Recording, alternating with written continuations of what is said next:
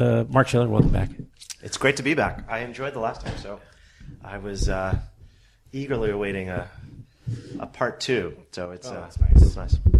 So, Just having a concentrated time to talk about these things is valuable. I mean, it's great for me to be in these conversations as well. So I enjoy them. So how are you? I'm good. Yeah? Just got back from Toronto and hot dogs. Oh, right. How was that? It was great. I mean, it's funny. I've heard so many great things about that festival. And was that your first time? First time actually going, yeah. Oh, okay. We've had films play every year there. Sure. But scheduling is always difficult for me to make the dates work. But this year we had international premieres of two films, Deep Web and Dishonesty. Yeah. Both films that we were in the production side of, that we produced. So I went, and I can see why everybody loves that festival. Deep Web is Alex Winter. Alex Winter, yeah. What's the other one? Director. The other one is Dishonesty, which is a fantastic documentary on the work of Dan Ariely, who's a behavioral scientist at Duke, and it tackles the science behind lying. Why do we, as a human race, lie? And it's very timely, obviously, with in the headlines stories that have brought that subject to the forefront. And Brian Williams being one, certainly, and others. I'm sure the filmmaker was probably kicking himself that they just missed that story. She. That's why I said they. Okay. No. Yael Malamed is a fantastic filmmaker, and we've worked with her in the past on projects, and I was thrilled to be part of the team to bring that film, bring it together. Are you also producing it? Yeah, EP. Executive. Executive producer. Yeah. Is in your case, what do you do? Is that like rainmaking? Is it helping to put together the team? It's a great question, because you're right. I mean, producing. I mean, still we decades we still have that question, like, what does a producer do? Yeah. And well, I know for different people, it's different things, right? For me, it's strategy. I mean, I'm a strategist at heart. Right. On the marketing side, I'm a marketing strategist. So, I really care deeply about, what is our strategy and how do we execute against it. That's a big part of it. But then, Bond 360 as a distribution arm has great resources. We do all the creative, we do the posters and the websites and all of that. So it adds a lot of the marketing elements early. So you had those two at Hot Dogs, and I've been wanting to go to. I really recommend that people go. Yeah. Toronto is a great city, and it's a great city for films for sure. And it's great when you see the love of documentaries take over a city, and it's not just this kind of niche fan group. It's everybody in Toronto goes to these films, celebrates the craft of documentary filmmaking, and they've got something really special there. Yeah. I've only heard things like that said about it. I mean, I went to the Toronto, the TIFF, and it's just huge. TIFF is great, but it's also I love great. TIFF. It's one of my favorite festivals, but it's big and different. This is more. Right. This still feels big, meaning that you don't feel like, it's a little thing that gets lost in Toronto. It kind of commands Toronto, which is nice. And it's a major industry doc fest. Yeah, at this point, or world. And it's a market. You sell your movies there. That's another great part of it. Right. The international community comes in for it, and so from a business standpoint, Hot Docs is a really good investment, if you will, to attend, because you will meet people from all over the world. Yeah, I have seriously, my closest friends in the world live in Toronto, from Toronto, so I stay with them during TIFF. And so is the podcast started, by the way? Are we? Yeah. Are we good? Okay, good. I don't know. And there is this. I think our conversations, you never know if started good. That's the way I do it. I apologize if that's kind of confusing, but slight. No, the reason why I ask is I don't want to swear. I swear a lot, so I want to make sure that I've been trying to cut back on. I understand, but from my perspective, swearing is fine on the podcast. From yours, it could be the Lloyd Kaufman approach, where we shot something with him when he came on my podcast. We sat in his backyard behind his Upper East Side townhouse. Very cool. where the knocker on the door is Toxic Avenger. You know, it's like toxic. Sure. But in his backyard, he brought out a bottle of wine, and but he didn't want it seen on the shot. He really felt like that was not a good. But now everybody yours, knows from the podcast. Now you just let the cat out of the bag. Oh, that's so true. All of his listeners are turning their backs. I don't mind drink. I love wine, so I know that, but I mean, your cursing was my version. Like, you know, you didn't want to corrupt the kids out there who might be listening to you. Marc Schiller, executive producer of various documentaries and other film types of projects. Well, I think, you know, we were on, if not 2 years ago, somewhere between a year and two. And back then, Bond 360 was a brand new venture that you were just launching, and you were really excited about it, understandably. And I still am. Hasn't waned. Still very excited maybe it's about even it. grown with it has some traction now, and it's definitely. How is it going? How many films roughly, for instance, would be under that? 15, 15, which has been a good number because it sounds like a lot, but you know, that lesson that you learn by having a consistent flow of projects has been great, because then you can compare things, you can learn from a diversity of the different types of films. So it's been around 15, and we're kind of shooting for 15 a year, with some of those having theatrical. Yeah, it's a lot, but we have a good big team, and so, you know, as I mentioned, I collaborate a lot with Kino Lorber, and they're certainly doing no fewer than that. Right. I mean, they're easily hitting that same number, if not more, actually, which is, you know, I mean, but you guys are doing God's work, because I mean, some of the films you're picking up are fairly, I would say, esoteric types of films.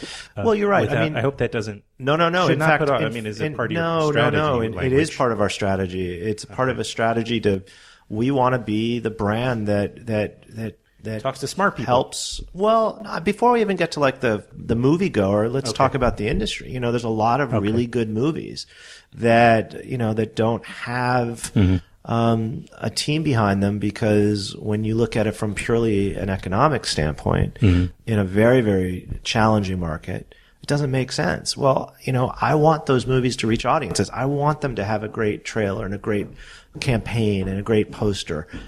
And I'm proud that there are certain movies that we brought to audiences specifically because they're great films that deserve it. Are you going completely by an emotional / cerebral, but mostly emotional response, or do you see a film?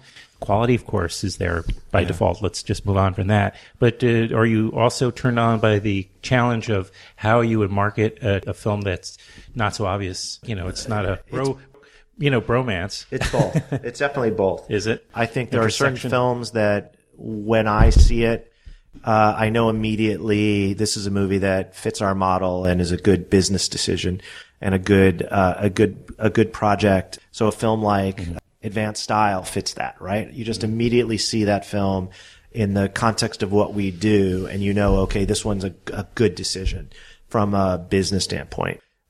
You see a film like Sign Painters, a movie that is about as niche as one can get. It's about, you know, the art of hand lettering and the American, you know, rock stars that are in that world.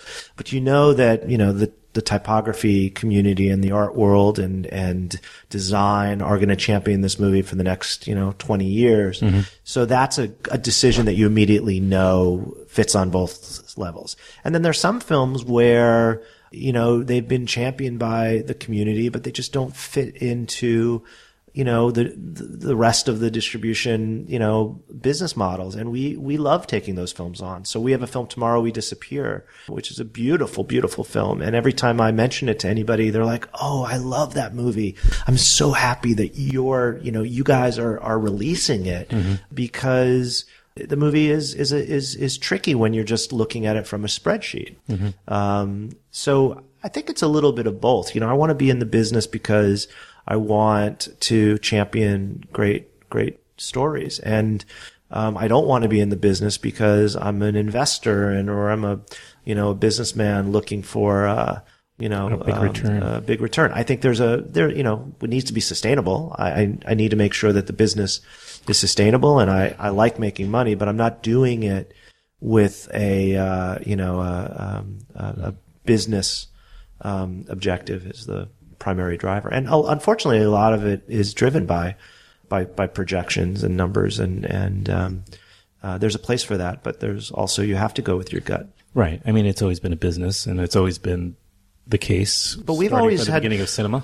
But look, I mean, I always say it as a bit of a unique situation where films that really don't seem to work in other people's models, we do really well with. Particle Fever, I mean, that's a film that we did extremely well with, the first Bond 360 title. And, nobody saw that film coming. Mm-hmm. Nobody felt that movie was going to work. Mm-hmm. But if you follow culture and you follow, science, and the movie delivers both, intellectually and emotionally, it's got great characters as well as great ideas.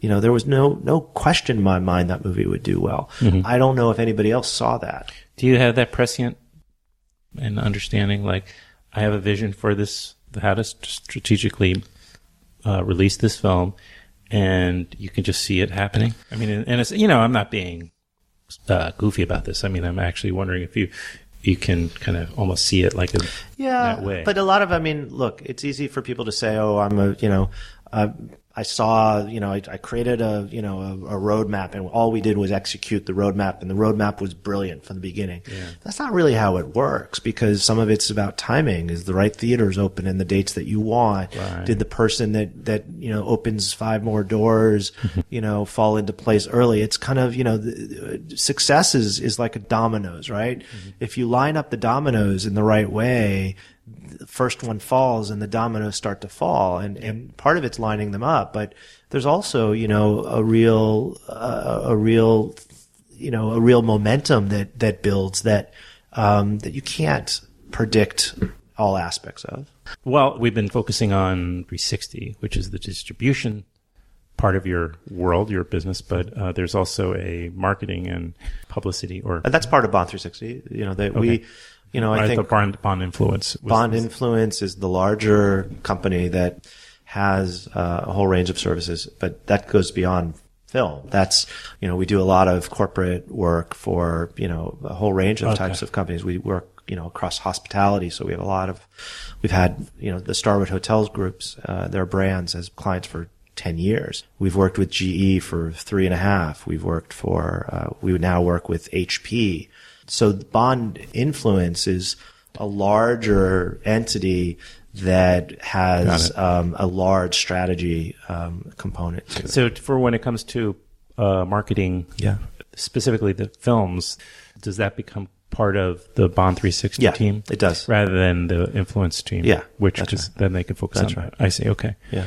And there's crossover, because you get smarter. I mean, you get smarter when you do things that are pulling in new thinking and new ideas. And so, people that come to work here, that are, on the publicity side of film or on the distribution side, one of the reasons why I think they come is that they get an opportunity to work on a project for HP or for Park Hyatt Hotels. Mm-hmm. And that experience gives them, new inputs, new ideas, and new thinking. Right. I mean, you can definitely get into a rut. I mean, if you want to call it that, you start thinking in a confined mental space after a while. I mean, it's bound to happen. But if you do that, all of a sudden, if you start working on some other thing that's unrelated completely, you can all of a sudden it opens doors and opens up. Well, the biggest one is retail. I mean, the biggest learnings that, when you move into the digital world and you're looking at the importance of transaction, right? Mm-hmm. Buying a movie, whether it's iTunes or what have you, you're in the retail business. And there's a lot of really smart lessons in retail that come from the fashion world, come from, the web startups that have been selling products for a long time that typically don't get brought into the world of film. Film is pretty much a B2B business, right? You sell to the big marketplaces, you sell to iTunes, you sell to Netflix, and then they handle, the customer side of it. Yeah. Right. But but it's evolving into a B2C business, business to consumer. So not just business to business. Now it's becoming a business to consumer business. Individual filmmakers have embraced that. And there's, we can, put a list together of filmmakers that have really succeeded in understanding their fan base and B2C, right? Their business to consumer. But have companies evolved into B2C? Well, that's why we launched Bond 360, because they're not yet. They're not set up to do that. That's not how they operate. So, it'll be interesting to see if other distributors and other companies as a company moves into B2C. But most of them are B2B. They're business to business. Right. I don't know how a distributor would use, let's say, the tools that allow, for instance, a filmmaker to screen their film on their website, for instance, where they get to pay directly by the consumer. But how does distributor? Well, they could look, what they most often do is look at it as just another B2B, right? So they look at, the two or the three biggest are, VHX certainly, and Vimeo and Gumroad, right? And so what's the third? Gumroad. Gumroad. And so what a lot of distributors do is they say, okay, well, if VHX is going to be, a player in this world, we'll just put our films up on VHX like we put up our films on, iTunes. And so they're looking at it from a B2B standpoint. Yeah. That's not going to make any money for anybody, because just to have the film in another place doesn't mean that you're able to increase sales.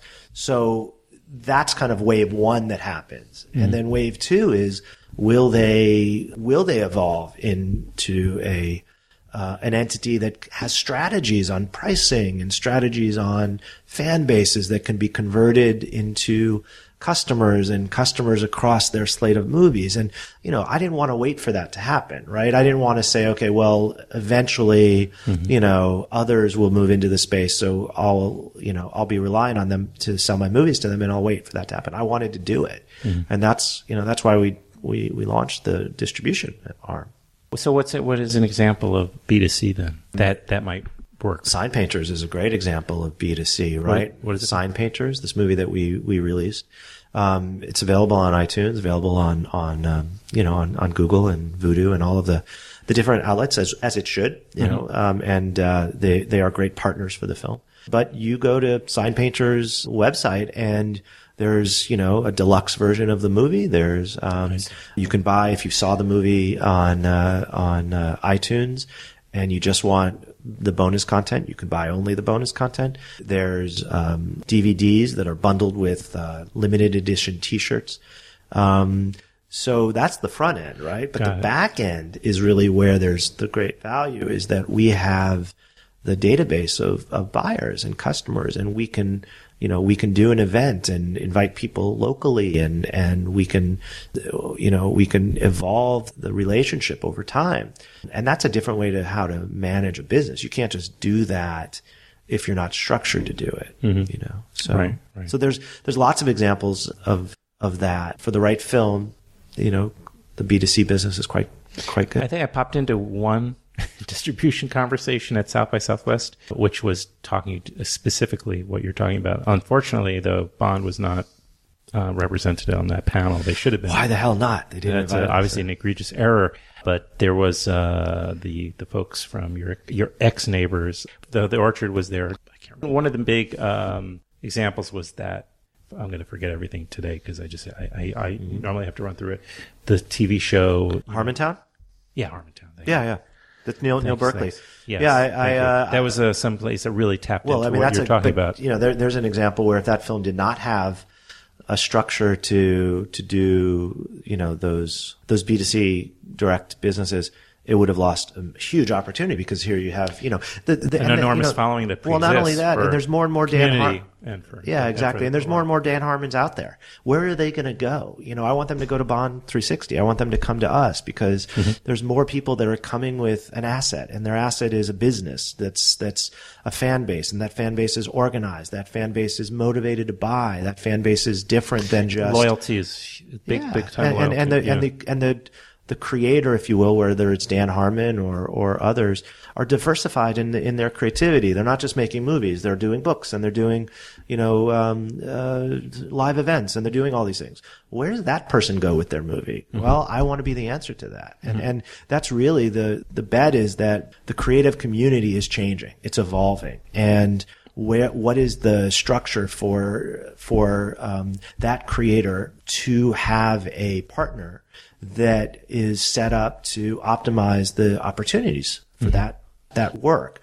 So, we started working, since we spoke, with people like Ricki Lake and her partner Abby on The Business of Being Born as a business. That's a film, and the More Business Being Born was afterwards. That still, every year, it's an annuity. It still has a, loyal fan base. You go to, the iTunes doc charts, and that film will be there. The film came out, years ago. And what Ricki and Abby have been doing is they've been bringing more films about birthing and mothers and the birthing process into the fold as executive producers. So now you have this growing business. Who manages that business? What do you do? Do you hire a bunch of interns? And then how do you learn what best practices are? Who runs the business? So Bond 360 was set up to partner and to work with people like Abby and Ricki Lake, because they need infrastructure, they need a business, and they don't want to just sell it. They want to be able to be involved.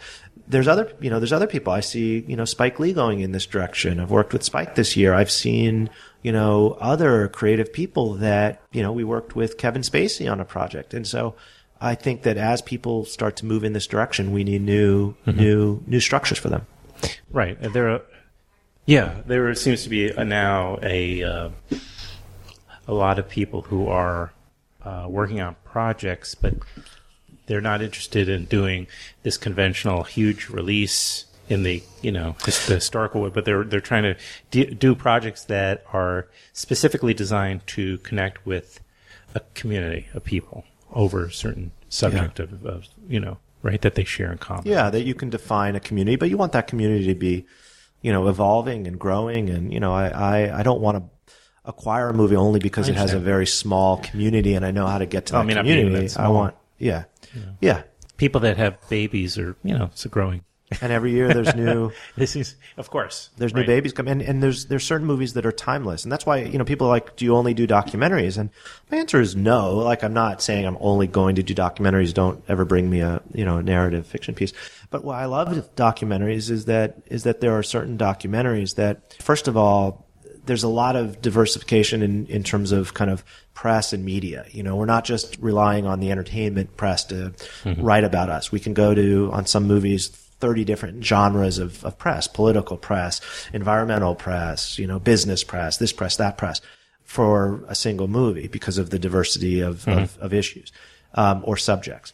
Also, a really good doc has a very long shelf life because certain movies are timeless, and those movies will always be there, and they'll always be germane. I mean, look, I didn't distribute them, but I cut my teeth as a marketer on, films like Extra Through the Gift Shop and Senna, and those movies are timeless. They're not going to suddenly somebody's going to say, oh, well, didn't Senna come out 10 years ago? No, Senna's, whoever finds Senna today, it's as fresh to them as it was when the movie came out.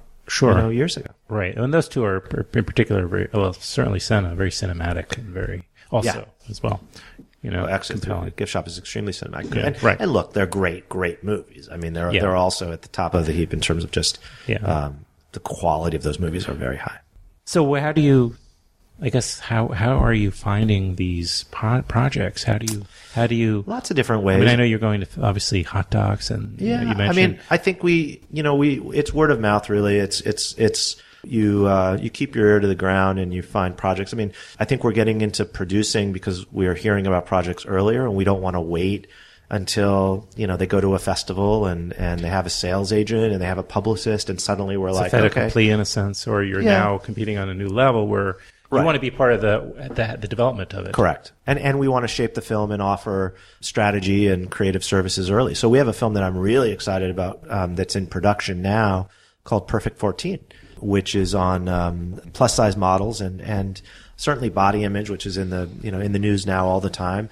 But more than that, it's about the rise of the blogger as celebrity and these women who are changing, girls and not just girls, but girls are certainly responding to it, are celebrities because they're on the web. And so I'm really excited about this film. I didn't want to wait for that film to be, finished and at a festival and me, getting online with other distributors to then, bid for it. So, the filmmakers were fantastic and understood, that we were on the same page and we came in early. Yeah, it's great. And so this deals with body image. Yeah. That's great. But it's more than that. It's like a thing about, advanced style that I love and why that film also is a film that will be in the conversation for forever is that, it's kind of like a fashion movie, right? You have these elderly ladies that, are dressed to the nines with these crazy fashions that, that the film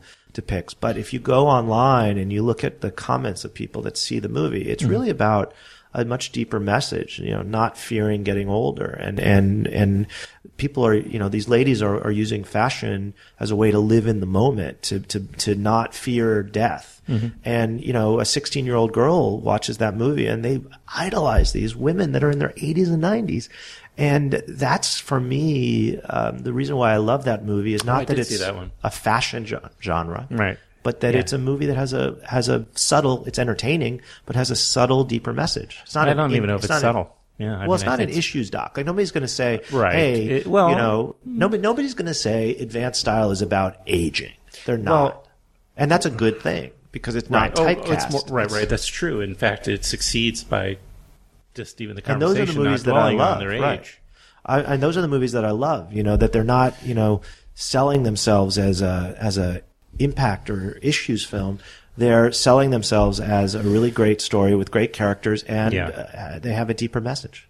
No, I know what you mean. I think I must have seen that one because that sounds like there was a few. If you haven't seen it, I'll give you the DVD. No. I think I did see it because I like the idea that first people that are older, I should say, because elderly is a state of mind. Older is just kind of a demographic, I suppose. But you're become invisible largely, and I think that's true with historically, or at least in the last decades, with women that are heavy.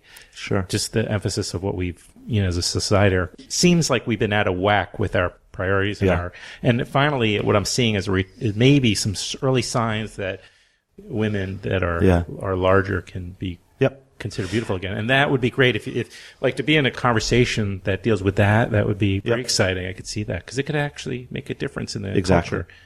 It will make a difference. Yeah, there's that vision I was talking about where you could see it happening, and then make it happen. Do we have to wrap it up? Well, according to your my assistant, yeah. Wow, that's going to make it sound like there's 20 people waiting, with clipboards or something behind me in lab coats. Yeah, in lab coats. Well, no, I know it's hard because the truth is that you do get a certain. Well, we didn't have a particular agenda, but I feel like there was a really good. Then what are the best meetings when you set the next meeting up? So let's put in the calendar the next one. Sure. It was great to hear from. Yeah, I always love doing this. Let's do it. Let's do it again. You bet. Cool. Thanks.